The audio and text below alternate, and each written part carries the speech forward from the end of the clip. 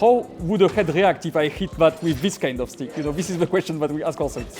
How did you and the team go about making Castor Woods feel different, not in terms of the way it looks, but the way it feels to traverse compared to the previous two games? Every biome, let's say, have a different feels to it.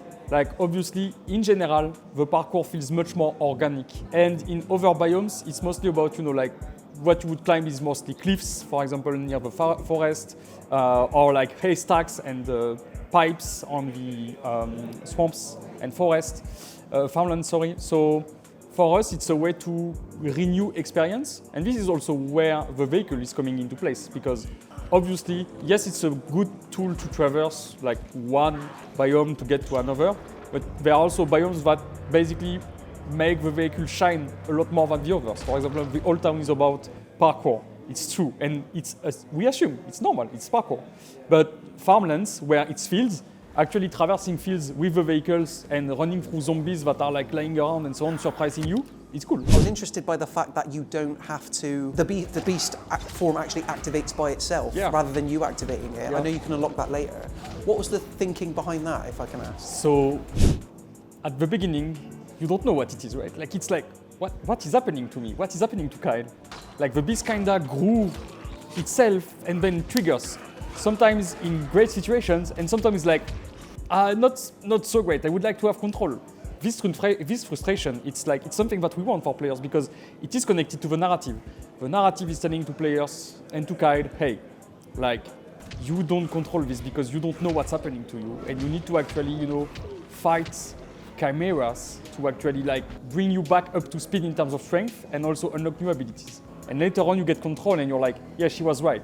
And then the whole kind of the way you play the game changes because now it's not longer a waste. It's you decide when you activate it, and it's like something that is completely changing the way you play. The end of the skill tree, I imagine the beast form becomes quite powerful.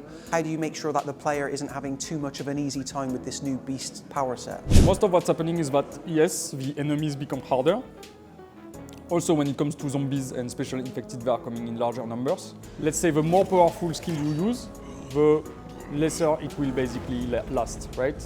And it was important for us to find the right balance between having a feeling of, immediate satisfaction and feeling of, immortality, feeling of being almighty, but then not destroying the full game balance.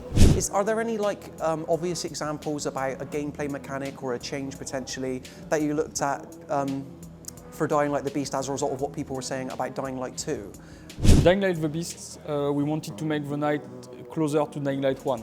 So the night is about volatiles, and they are the king of the night, they rule the night, and they are super dangerous, like very dangerous. Like they are not a threat that you should underestimate. I think it's very cool because it gives really like this kind of very horror vibe to our night, specifically in those settings where night is darker, there is not so much street light and so on. And the second one is biter physicality now, and biter and gore in general, like physicality to hit.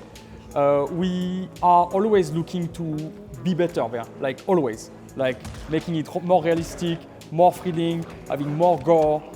More realism in terms of where you hit, what's the reaction of the enemies, but also the damage that it creates. I'm glad you brought up the zombie decay or whatever, because I don't remember this, I might be mistaken, but in this game in particular, every time you bash them over the head, their brain is now exposed. That tends to happen quite a lot, and it looks like really gooey and stuff. Is it as a result of the technology advancing, or is it just you personally putting more time and effort into the... A bit of both. A bit of both, yes, because as I said, we want to make it more realistic, also more variety. Basically, the gameplay is refreshing itself because visually there is always some things happening differently. Also, what we wanted to do is make sure that whether you use blunt weapon or slash weapon, there is a good difference, right?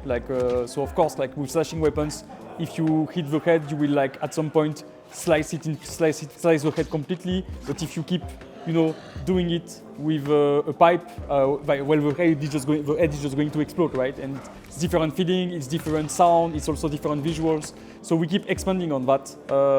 Really asking our question, even if it's a weird question, is like, how would a head react if I hit that with this kind of stick? This is the question that we ask ourselves. And obviously, I guess you have to come up with a whole different sort of reaction suite of kills for Kyle's beast form as well. So I think one of the most noticeable animations is when he gets his hands on the head and then just sort of like twists it off. How fun was that in terms of like coming up with all these cool kills for the beast form? We wanted to lean more into player losing control, but in a good way, because it's super bad to lose control as a player and you don't know what, and it's not beneficial for you. So we wanted to make it like a spectacle.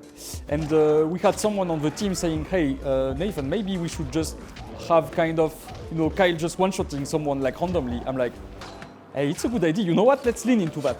Then we iterated. We did some prototype of animation, and actually it became that, where basically like at some point, Kyle is just one-shotting one enemy by ripping the head, like doing some very powerful moves, and it feels super satisfying because it's like the culmination of power, and it's totally free. Like it's really like it doesn't control that much how angry he is, and the gameplay pushes push that boundary even further with that kind of move. Tying into sort of the technology behind the Dying Light games and how far it's come, obviously this runs on the in-house Chrome engine, I believe.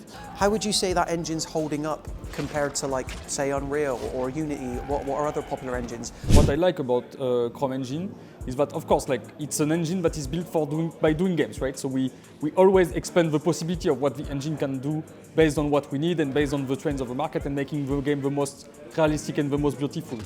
The Beast has a unique kind of, visual grain. It has something that is unique in my opinion. So unique because of the settings, but also because of the way, the weather works, the way we deal with lighting, the way CEngine works. Well, it makes the game look like something that you don't see in other games. Like I often say to people that you look at a screenshot from the Beast or the Beast world, and you're like, yeah, this is Dying Light the Beast. Because it's a combination of multiple factors that are making this setting unique. Third-person cutscenes are now in the game. Was that something that came maybe midway through development? And why was this the story, the one that was like, okay, we need to see our character in the cutscenes this time? So I think it was a way for us to experience different ways of conveying the narrative and making Kyle more like, a living character that, you can experience, you can see his feeling, his faces, you can see how he looked at people, how he interacts with people, how he's like put into the scenes. And for us, it was kind of a new tool to expand our way to convey a story. What's one thing about Dying Light the Beast that you hope surprises people when they finally get their hands on it?